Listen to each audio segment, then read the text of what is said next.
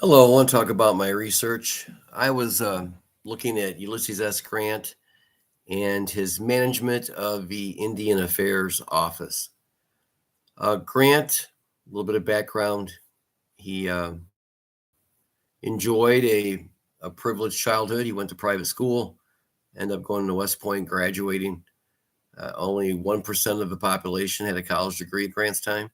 And Grant was very sensitive to Native Americans. He was able to look at them humanely in a Christian fashion. And we can see this in Grant's stages throughout life. Now, when Grant becomes general, he is good friends with Eli Parker. Parker was a full blooded Native American, going to serve in Grant's army. And you can see Grant paving the way to enlist Parker to help him with his ideas on how to run the Indian Affairs Department.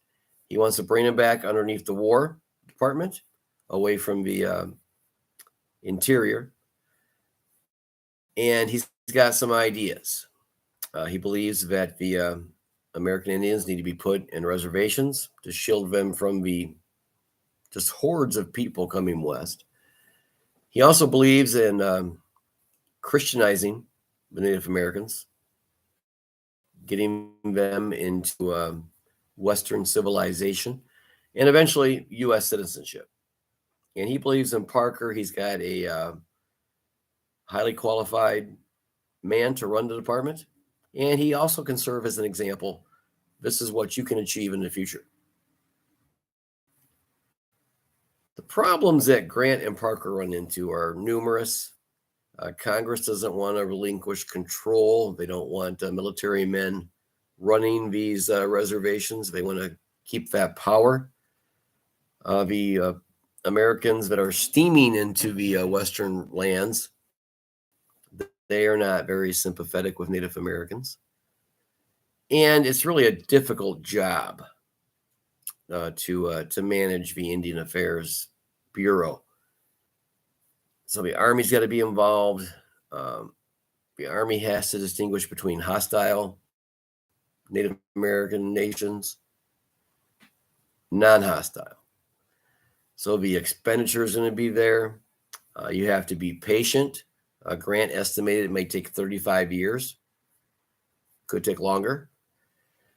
So there were a lot of issues. One of the bigger problems that I saw is that seemingly men who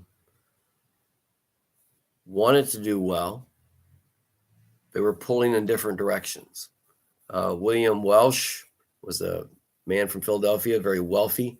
It appeared that he wanted control. And he was put into a board of Indian commissioners to advise. The commissioners were supposed to advise the appointed superintendent, Eli Parker. So jealousy got in the way, greed.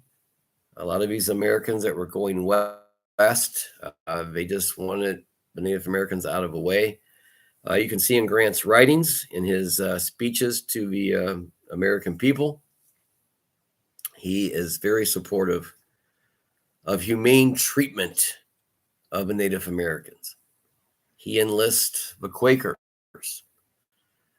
And when he needs more Christians to help, he appeals to the Methodist, which Grant was a Methodist. He appeals to the Baptist. He when he runs out of Protestants, he turns towards Catholic priests to help him out. And he even had some rabbis contribute. So he's looking for godly men.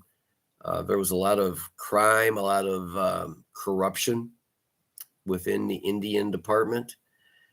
And he had to manage his own soldiers.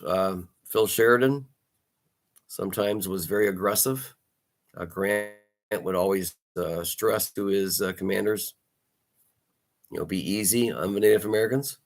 They are usually retaliating over some nonsense that was brought against them.